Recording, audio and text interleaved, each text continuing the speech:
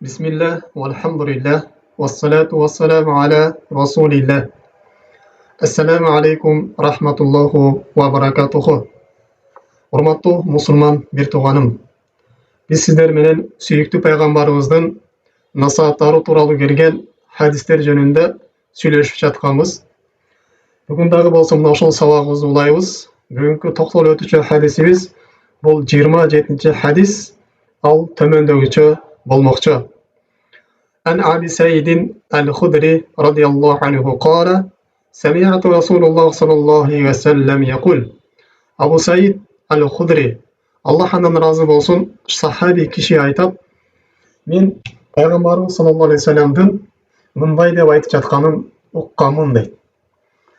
Мен ра'a minkum munkaran falyughayyirhu biyadihi fa in lam yastati' fa bilisanihi fa in lam yastati' فبقلبه وذلك أضعف الإيمان. Силердин кимиңер күнөө ишти көргөн болсо, анда аны колу менен токтотсун.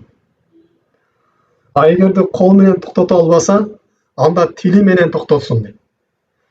Ал эми тили менен да токтото албаса, анда жүрөгүнөн мына ошол күнөө ишти жек көрсүн. Мына бул имандын эң алсыз бөлүгү дейт. Бұл хадисті имам Муслим өзінің ишенимдүү хадистердин қатарында чыгарган. Эми урматтуу мусулман бир тууганым, мына ушул хадиске дагы бир аз толугураак токтолуп өтө турган болсок, пайгамбарыбыз саллаллаху алейхи вассалам бизди буйруп атат.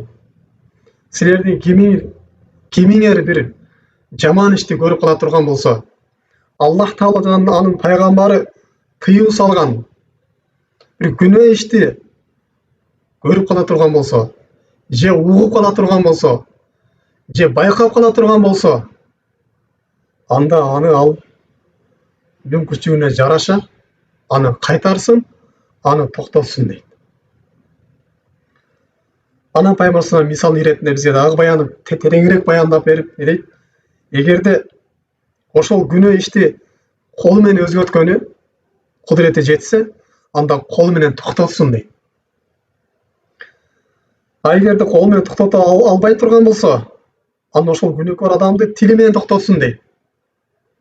Мына ушул күнөө иштин зыянын түшүндүрүп, жана күнөө иштин ордуна ага бир жакшы амал үйрөтүп өтсүн деп пайгамбар саллаллаху алейхи вассалам бизге буйруп атат.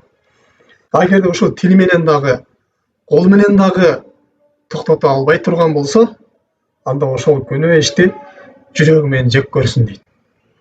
Эгерде менин кудуретим болгондо эле ушул күнөө иштен сөзсүз токтотмакмын, ушул күнөө иштен кайтармакмын деп жүрөгүнөн ушундай бир ниет коюп, андан кийин ошол жерден кетсин деп пайгамбар саллаллаху алейхи вассалам бизге эле буйруп атат. Албетте мына ушул күнөө ишти жүрөк менен жек көрүштүк, бул имандын эң алсыз бөлүгү да болот. Эми урматтуу мусулман бир тууганым, пайгамбар саллаллаху алейхи вассалам бул хадисинде бизге бир нече пайдалар бар. Биринчи пайдалардан бул даават кылуунун өкүмү. Жакшылыкка чакырып, жамандыктан тыюунун өкүмү боюнча шариатта келе турган болсок, мына ушул хадистин негизинде ар бир мусулман пендесине анын мүмкүнчүлүгүнө, анын жөндөмүнө жараша күнөө иштен токтотуштук важип болуп эсептелинет. Жана жакшылыкка буйруштук ага милдет болот. Бул жакшылыкка чакырып, жамандыктан кайтаруу бул бир эле илимдүүлөрдүн, же мечитте отурган имамдардын, же казылардын, же дагы башка чоң кишилердин иши эмес. Бул ар бир мусулман пендесинин милдети. Кимдин колунан кандай жамандыктан токтотуштук мүмкүнчүлүгү боло турган болсо, мына ошол мүмкүнчүлүгү менен жамандыктан токтотуштук бул шариятыбызда милдет болуп эсептелинет. Бул нерсени алымдарыбыз фарзул айин деп ижма маселап келген. Кимдин мүмкүнчүлүгү боло турган болсо, жамандыкты өзгөрткөнгө аны өзгөрсүн, кайтарсын дейт. Албетте алымдардын өзүнүн дааваты бар. Башка илимдүүлөрдүн өзүнүн дааваты бар, өзүнүн даражасына жараша.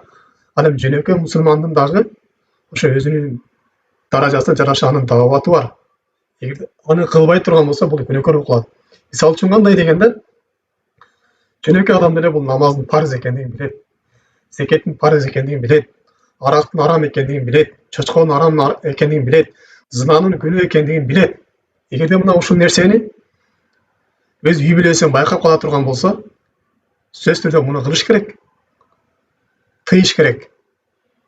Же болбосо өз айлана чөйрөсүнөн, бир досторунан же туугандарынан ушуну арам ишти кылып аткан, бир жерде уурулук кылып аткан, бирөөгө зулумдук кылып атканын, же бир жерден процентке акча жеп атканын байкап кала турган болсо, бул нерсени айтыш керек.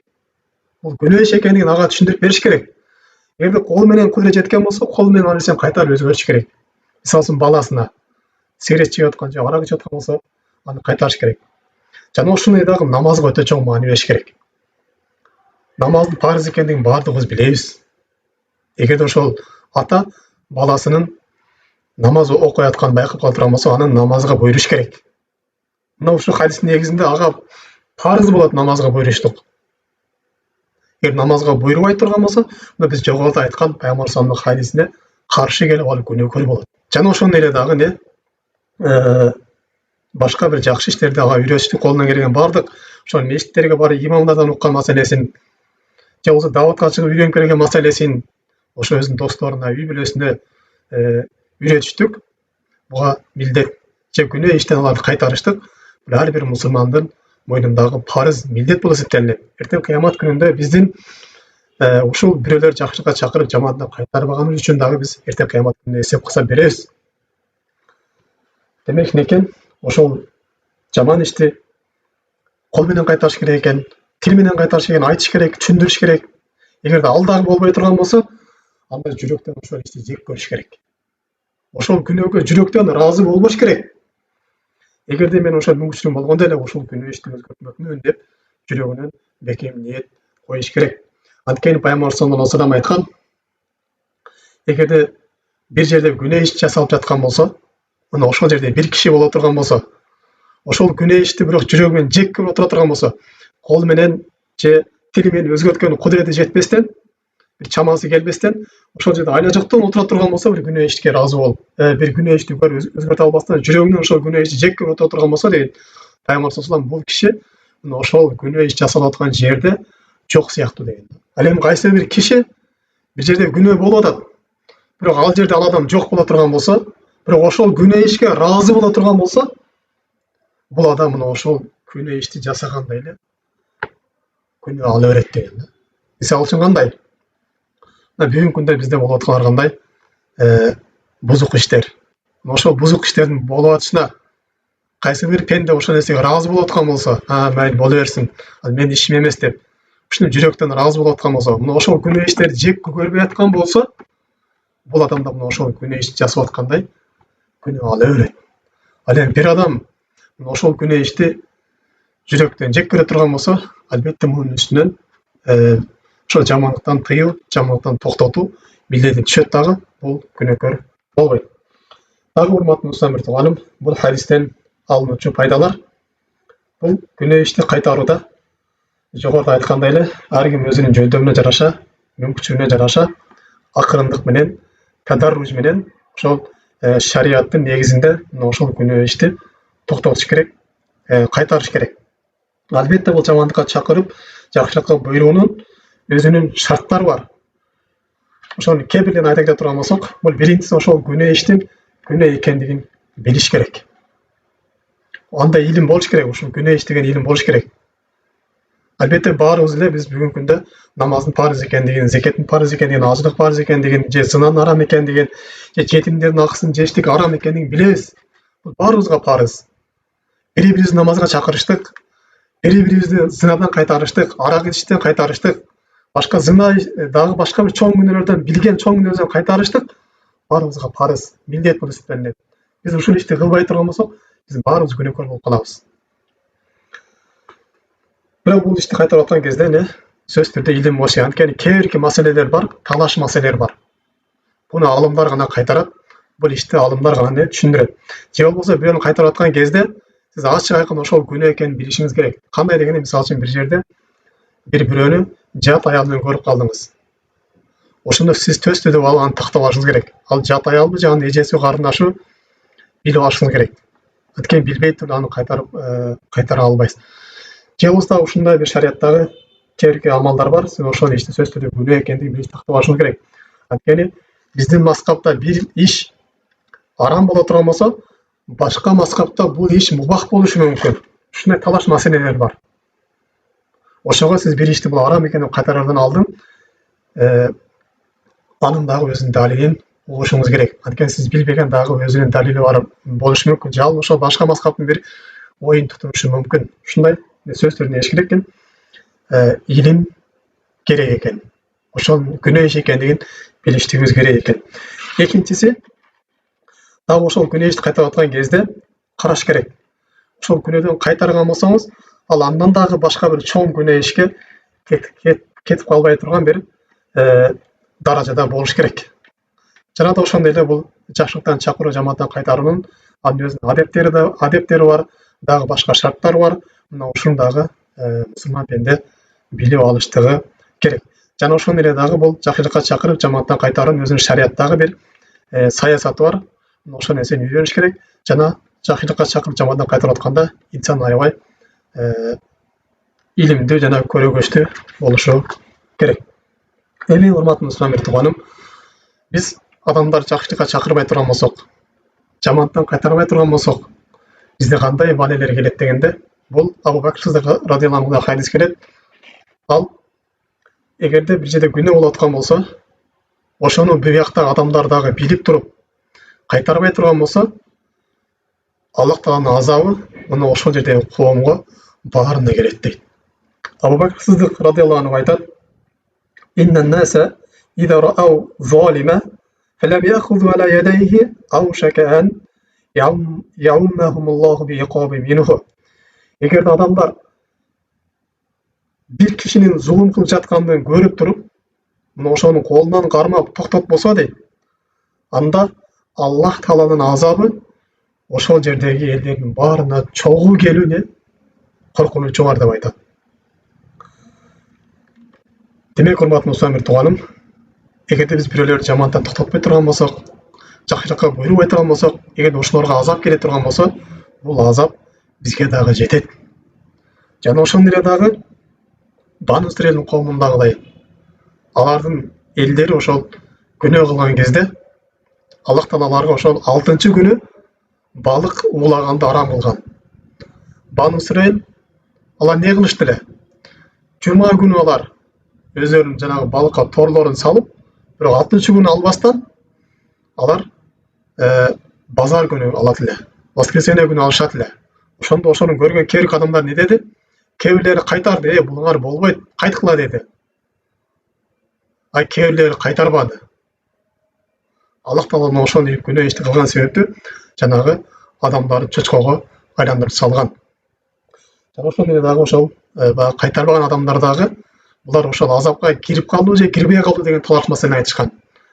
Кээ бир калымдар ошо кайтарбаган себептүү булар дагы ошо чочкого айланып кеткен деген сөз айткан болсо, ал эми кээ бир калымдар жок, булар унчукпаган үчүн Курандагы алар не кылган эмес, Алла жөнүндө бизге кабар берген эмес деп талаш маселени айтышкан. Демек, урматтуу мусулман тууганым, эгерде биз жамааттан чакырып, жамандыктан тосуп, жакшылыкка чакырбай турган болсок, эртең азап келе турган болсо, биздин баарыбызга азап жетип калуу коркунучу бар экен. Эми жакшылыкка чакырып, жамааттан кайтаруунун сообу кандай дегенде, келиңиздер мына ушул боюнча дагы бир-эки хадиске токтолуп өтөлү.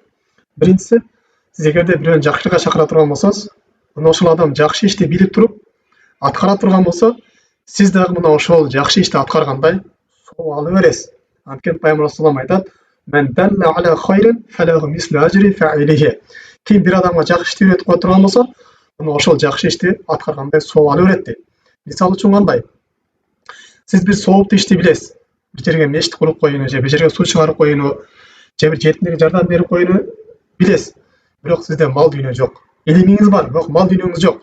Ошол бир байга бар айтып кое турган болсоңуз, бай ошол сиз себептүү ошол мешит сала турган болсо, суу чыгара турган болсо, мына ошол сиз суу чыгаргандай, мешит салгандай сооп ала бересиз. Мына ушул сыяктуу эле, эгерде сиз башка бирөөгө намаз оқушына себеп болып қалып болсаңыз, же Құран жатташына себеп болып қалып болсаңыз, же башқа бір күнә іштен тыйылушына себепкерлік болып қалып тұрған болсаңыз, сіз дағы мына ошол киши канча намаз окуп турган болсо, канча зикир кыла турган болсо, канча истигфар айта турган болсо, мына ошондой сооп ала бересиз. Албетте бул аябай сооптуу амал. Бул нерсеге бизде кызыгышыбыз керек, ушул нерсеге шашылышыбыз керек. Жана ошондой эле дагы бул эгерде күнөө ишти көргөн кезде ачуулануу керек. Ачууланыштык бул имандын бир бөлүгү. Баягы Пайгамбар салам айткандай, имандын эң алсыз бөлүгү ошол күнөө ишти көргөн кезде ошону жек көрүштүгүң дейт да. Ал эми имандын калбай калганынын бир белгиси бул күнөө ишке ыраазы боло бериштик. Албетте ачуулануу бул Аллах Таала үчүн ачуулануу. Эгерде бир күнөө иш боло турган болсо, мына ошол күнөө ишти жек көрүштүгүңүз бул дагы ибадат болуп эсептелет. Мына ушул нерсеге да сиз соо боласыз. Анткени жүрөктүн дагы өзүнүн ибадаттары бар. Жакшы көрүү, жек көрүү, коркуу, үмүт кылуу, тобокел кылуу, ушул сыяктуу өзүнүн ибадаттары бар. Мына ошол ибадаттардын бири бул ачуулануу. Аллах Таала үчүн ачуулануу. Бизде арак ичилип аткан болсо, мына ошол арак ичилип аткан жерди сиз жүрөк менен ошол жерде ачууңуз келип жек көрүштүңүз, бул сиздин жүрөктөгү иманыңыз чын экендигине далил. Жана ушул нерсеге сиз соо аласыз. Дагы урматтуу мусулман тууганым, бул жакшылыкка чакырып жамааттан кайтаруу бул башка момундарга ырайымдуу болуу. Өзүңө каалаган жакшылыкты башка мусулмандарга дагы каалоо болуп эсептелет. Бул дагы албетте жүрөктүн ибадаттары. Бул нерседеги дагы инсан соо алат.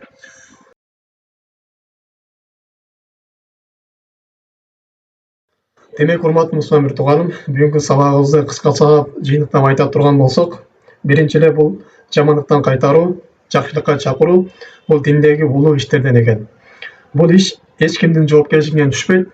Ар бир мусулмандын өзүнүн мүмкүнчүлүгүнө жараша милдет болот. Жана ошондой эле дагы жакшылыкка буйруп, жамандыктан кайтаруу бул имандын бир белгиси экен. Имандын бир бөлүгү экен. Инсан канчалык соо иш жасаган сайын, анын иманы ошончолук көбөйө берет. Ал эми канчалык күнөө жасаган сайын иман ошончолук алсырайт. Дагы урматтуу мусулман тууганым, эгерде бир жерде күнөө иш жасалып жаткан болсо, мына ушул нерсени көрүп туруп, жүрөк менен жек көрбөгөндүк бул имандын алсыз бир даражасын көргөзөт экен. Субханакаллахумма бихамдик, ашхаду ан ла илаха илля анта, астагфирука ва атубу илейк. Ассаламу алейкум ва рахматуллахи ва баракатуху.